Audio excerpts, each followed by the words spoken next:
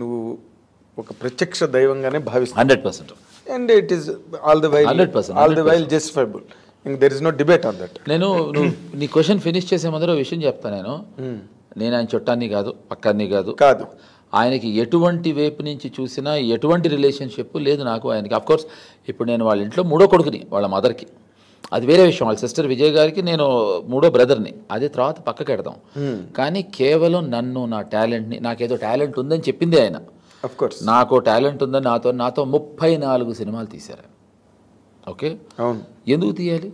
కేవలం ఇంకొక విషయం, రాము గారు నాకేం ఛాన్స్ ఇవ్వలేదు. రాము గారు ఎవరికీ ఛాన్స్ ఇవ్వలేదు. రాము గారు ఛాన్స్ తీసుకున్నారు. ఇవ్వటం కన్నా తీసుకోవటం గొప్పది. నా మీద ఛాన్స్ తీసుకున్నాడు. నిజం, అసలు సీరియస్లీ. అంత కొత్తగా ఎలాగ ఆలోచిస్తావు చక్రి నువ్వు? ఎవడైనా బతికున్నంత కాలం రామ్ గోపాల్ వర్మ గారు నాకు గొప్ప ఛాన్స్ ఇచ్చాడండి, మహాన్ భావుడు అని అంటారు. ఇప్పుడు దాసనారాయణ గారి టేబుల్ మీద ప్రతాపాట్స్ రాఘవ్ గారి ఫోటో ఉంటుంది, కోడి రామకృష్ణ గారి టేబుల్ మీద ప్రతాపాట్స్ రాఘవ్ గారి ఫోటో ఉంటుంది, ఈవి సత్యనారాయణ గారి ఇంట్లో రామానాయుడు గారి ఫోటో ఉంటుంది. అలాగా ఇప్పుడు రామ్ గోపాల్ వర్మ ఇంట్లో జేడి చక్రవర్తి ఫోటో. నీకు అర్థం కాలేదు, మా గురువు ఎంత గొప్పవాడంటే మిగతా వాళ్ళందరూ గొప్పవాళ్లే. వాళ్ళు ఛాన్సులు ఇచ్చారు. నా గురువు నాలాంటి వాడి మీద ఛాన్స్ తీసుకున్నాడు. నన్ను తీసుకెళ్ళి ఒక ఆమీర్ ఖాన్ తోటి, ఒక సంజయ్ దత్ తోటి, ఒక నాగార్జున గారితో సినిమాలు తీసిన రామ్ గోపాల్ వర్మ గారు, ఒక వెంకటేష్ గారితో, అరే నన్ను తీసుకెళ్ళి సత్యాన్ని హిందీలో లాంచ్ చేద్దాం అనుకో. ఆమీర్ ఖాన్ జాకీ ష్రాఫ్తో చేసి ఆయన ఛాన్స్ ఇవ్వలేదు, ఛాన్స్ తీసుకున్నాడు. ఛాన్స్ తీసుకోవటం గొప్పది ఛాన్స్ ఇవ్వటం కన్నా. There is a very sharp edge. Exactly in understanding. నా ఉద్దేశం ఛాన్స్ తీసుకునేవాడు గొప్పవాడు, ఇచ్చేవాడు కన్నా. ఎగ్జాక్ట్లీ, ఇది చాలా చాలా ఎలాబరేట్ మీనింగ్ ఉన్న మాట. సో అందుకని నేను నా గురువు, ఇంతకీ నీ క్వశ్చన్ ఏదో మధ్యలో ఆపాను. రామ్ గోపాల్ వర్మ గారు ఆయన ప్రత్యక్ష దైవం. కరెక్ట్. నీ నువ్వు అవకాశం ఇచ్చావు ఆయనకి, ఇదంతా బాగుంది. నేను ఇవ్వలేదు అవకాశం, ఆయన నా మీద ఛాన్స్ తీసుకున్నాడు. అదేనబ్బా, అదే రిస్క్ తీసుకున్నాడు. అవ్వ పేరే ముసలమ్మ. నువ్వు ఇందాక రిస్క్ తీసుకున్నాడు. దట్స్ నా మీద రిస్క్ తీసుకున్నాడు, టేక్ చేసాడు ఆయన. That's a truth. లేకపోతే నిన్నెవరు పెట్టుకోవాలి? And after doing with Jackie Shroff and Aamir Khan, అలాంటి వాళ్ళతో చేసినప్పుడు ఆ రేంజ్ హీరోలు కదా, సంజయ్ దత్ వాళ్ళతో చేసి ఇక్కడ జేడి చక్రవర్తితోనే చెయ్యాలి. Nobody did. ఇప్పుడు ఆ రోజు నువ్వు గులాబీ సినిమా అప్పుడు హీరో అయినప్పుడు ఎలాగైతే correct people were raised their eyebrows, అలాగే సత్యకి, అలాగే తర్వాత. మరి నాకెందుకు ఆయన ఛాన్స్ నా మీద రిస్క్ ఎందుకు తీసుకోవాలి? కాబట్టి గొప్పవాడు అంటున్నా. ఛాన్స్ ఇచ్చేవాడి కన్నా ఛాన్స్ తీసుకునేవాడు మహానుభావుడు. ఎగ్జాక్ట్లీ, ఆ రకంగా కూడా వర్మ గారు చాలా గొప్పవాడు అన్న దానిలో డౌట్ లేదు.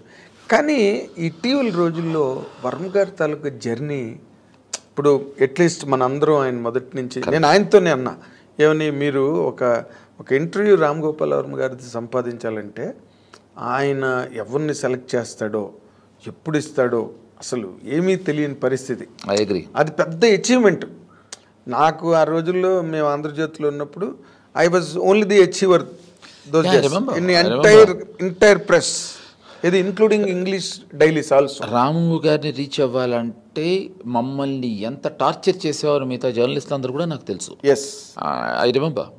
ఆ టైంలో కంపెనీకి పిఆర్ఓ ఉండకూడదు అన్న టైంలో నేను మన గిరిధర్ని బలవంతంగా తీసుకెళ్ళి కంపెనీకి పిఆర్ఓగా పెట్టా. నాకు గుర్తుంది. పెట్టు, జీతం ఇవ్వు, కానీ నా ఇంటర్వ్యూలు నేను ఇవ్వనని చెప్పాడు. మీరు ఇచ్చిన ఇవ్వబోయినా గిరి ఉండాల్సిందే మన కంపెనీకి అని పెట్టా.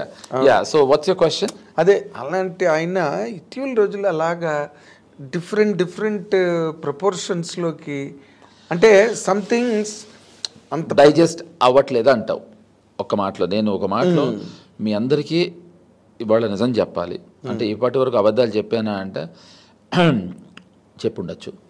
సో క్వశ్చన్ ఏంటంటే, మీడియా ఈ ప్లాట్ఫామ్స్ రావటం వల్ల రాము గారి గురించి మీరు ఇవాళ ఇవన్నీ చూడటం వల్ల, తెలుసుకోవటం వల్ల, తెలియటం వల్ల ఏంటి ఇలా అంటున్నారు.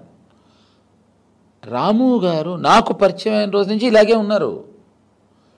ఇప్పుడు నువ్వు నన్ను ఎందుకు మారిపోయాడు అంటే, నేను ఆలోచించి అబద్ధమైన ఎగ్జాంపుల్ చెప్పాలి. ఆయన శివాకి ఇలాగే ఉన్నారు, సత్యకి ఇలాగే ఉన్నారు, సర్కార్కి ఇలాగే ఉన్నారు. అప్పుడు మీడియాలు ప్లాట్ఫామ్స్ లేకపోవటం వల్ల మీ వరకు రాలేదు, మీకు తెలియలేదు. దీంట్లో ఒక చిన్న ట్విస్ట్ ఏంటంటే, ఆయన ఏదో వీడియో వచ్చింది బయటికి అని గొడవ అయితే, రాఘవేంద్రరావు గారు చాలా ఇష్టం రాము గారు అంటే.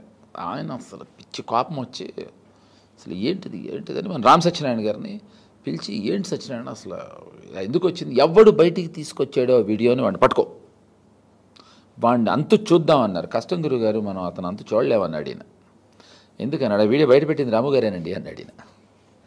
ఇప్పుడు విషయం ఏంటంటే, రాము గారు శివ నుంచి ఇలాగే ఉన్నారు నాగేంద్ర. కాబట్టి నాకు ఇప్పుడు ఈ ప్రశ్న అడిగినప్పుడు ఒక షాక్.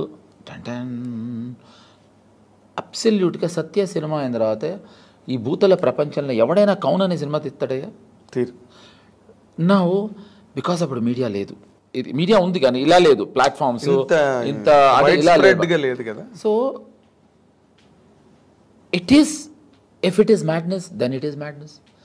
శివ అయిన తర్వాత రాత్రి తీయటం ఏంటి అసలు? అవును, సి రాము గారు is always been a maverick, is always been like this. ఇప్పుడు ఇది రావటం వల్ల ఆయన మారిపోయాడు, చెడిపోయాడు, ఆయన వేరే రకంగా ఉన్నాడు అని అనుకుంటున్నారు. ఆయన ఇలాగే ఉన్నారు బాబు. ఆయన కొత్తగా ఇదేం కొత్త అవతారం కాదు, ఇదేం కొత్త రూపం కాదు, ఇది మాకు అలవాటైన రూపమే, మేము చూస్తున్న రూపమే. ఇది గత ఎంత ఇదంతా మీరు అప్పుడే చూసారా ఈ విశ్వరూపం అంతా? ఎంత చూస్తున్నాం కాదు, అప్పటి నుంచి చూస్తూనే ఉన్నాం. So you don't feel strange? ఏముంది అసలు, భలే చెప్పావు. అదేంటి అమ్మాయిలు కాళ్ళు పట్టుకో ముద్దులు పెట్టుకోవడాలి ఏంటి ఆ గొడవ? మారిపోయాడు అసహ్యంగా, ఈ మధ్యన మారిపోయాడు అసహ్యంగా. ఇదివరకు ఇంకా బెటర్గా ఉండేవాడు. ఎట్లా? ఇద్దరిద్దరు అమ్మాయిలు కాళ్ళు పట్టుకునేవాడేమో. నువ్వు ఏమో అన్నా, ఏమో ఇట్స్ అన్ ఆపరేటివ్ వర్డ్. ఆయన అసలు కాదు, ఆ లెస్బియన్స్ మీద సినిమా తీయడం ఏంటి? ఇప్పుడు ఒక విషయం చెప్పనా, ఇప్పుడు ఏం చెప్పరా? ఆయన దగ్గర దెయ్యాల మీద సినిమా తీసినప్పుడు మరి మీరేం అడగలేదే, ఏంటి దెయ్యాల మీద సినిమా తీస్తున్నారని? నేను అడిగాను కదా. ఏ అండర్ వరల్డ్ ఇంత గొప్ప సినిమా సత్య అంటున్నారే, ఒక అండర్ వరల్డ్ వాడిని హీరో చేసి సినిమా తీసినప్పుడు అడగలేదే? లెస్బియన్ మీద తీస్తే మీకు అతని ఇష్టం, అతనిదయ్యా, ఆయన సినిమాలు అయింది కాదు. నువ్వు కాదు, నువ్వు మరీ విచిత్రంగా మాట్లాడుతున్నావు. ఆయన అంతా సపోర్ట్ చేసి ఆయన ఇష్టం అయ్యా అంటున్నావు. కాదు, మరి చూడద్దు, నేను చూడమన్నాడు ఆయన. లెస్బియన్ మీద సినిమా తీస్తే చూడొద్దు. ఇప్పుడు ఫర్ ఎగ్జాంపుల్ నన్ను నువ్వు చేస్తావని అడిగారు డైరెక్షన్. నేను చేయలేను సార్, నాకు అంత అవగాహన లేదు, నాకు అంత ప్రతిభ లేదు లెస్బియనిజం తీయడానికి, నేను చేయలేను సార్ అడిగారా? అది కాదు, డెఫినెట్ ఆయన ఒక సబ్జెక్ట్ అనుకున్నప్పుడు 20 సినిమాలు అనుకుంటారు, ఇది నువ్వు చేస్తావంటే నాకు లేదు సార్, ఐ కాంట్ డూ అని చెప్పా. అంటే ఇలా చెప్పలేదు, అదేలే ఎలా చెప్పావు? ఎలా చెప్పాను అనేది ఇప్పుడు నేను చెప్తే ఆయనకు అర్థమైపోతుంది. ఇంకోసారి నేను ఎలాంటివి చెప్తే పట్టేస్తాడు. కానీ గొప్ప విషయం ఏంటంటే నేను ఏం చెప్తున్నానో తెలుసు ఆయనకి. మరి ఇంకేమి కాదు, ఇప్పుడు అది ఎవరి ఇష్టం మీద, వాళ్ళ ఇష్టం మీద ఆధారపడి ఉంటుంది అంటున్నా. అంతేగాని రాము గారు మారిపోయి ఎందుకు చేయనన్నావు? Can you cite the reason? నాకు I tell you, I'm basically a man of lots of, నాకు అడ్రినలిన్ బ్లడ్ రష్ ఉండాలి. It should be an action film or a thriller తప్ప. నేను మిగతా జానర్ నేను I'm not comfortable, I'm not good. Okay, I'm not good. So నేను కానప్పుడు నేను ఎందుకు చేయాలి, నాకు రానప్పుడు ఎందుకు చేయాలి? అలా 2-3 సినిమాలు చేసి చేతులు కాల్చేసుకున్నా. సో నాకు వద్దు, నాకు చేత కాదు, ఆ హ్యూమర్ అది నాకు రాదు. హ్యూమర్ అంటే ఈ స్లాప్స్టిక్ కామెడీ చాలా ఇష్టం నాకు, కానీ తీయలేను నేను. మనకు రాదు, ఎందుకు వచ్చిన గొడవ? సో ఇది నాకు తెలియదు, ఈ జానర్ నేను హ్యాండిల్ చేయలేను, నాకు రాదు. Horror my favourite. ఆ జానర్ ఎవరికి తెలుస్తుందంట అసలు? లెస్బియన్స్ సినిమా జానర్ అంటే నాకు చేత కాలేదు, నాకు రాలేదు. ఎవరికి తెలుస్తుంది అంటే మన నల్లకుంటలో వెంకటేశ్వరరావు గారు ఉన్నారు, ఆయన బాగా తెలుసు. అలాగే చిక్కడపల్లిలో మహేష్ ఉన్నాడు, సెకండ్రాబాద్లో సురేష్ ఉన్నాడు. ఎవరు వాళ్ళు? మరి నీకెందుకయ్యా? ఎవడికి తెలుసు అంటే నీకెందుకయ్యా? మనకెందుకు అసలు? కాదు చక్రి, నువ్వు అలాంటివి ఏంటి? It's a big debate. అసలు తిరిగిపోయింది రామ్ గోపాల్ వర్మ. ఇప్పుడు వినో, నేనేమంటున్నానంటే ఇప్పుడు ఆయన ఇష్టం వచ్చిన సినిమాలు తీసుకుంటాడు. ఆయన ప్రతి ఇంటర్వ్యూలో చెప్తున్నాడు ఇష్టం ఉండే చూడండి. ఇప్పుడు నేను నీకు ఓపెన్గా చెప్తున్నా, అది నేను తీయలేను, నాకు ఇష్టం లేదు.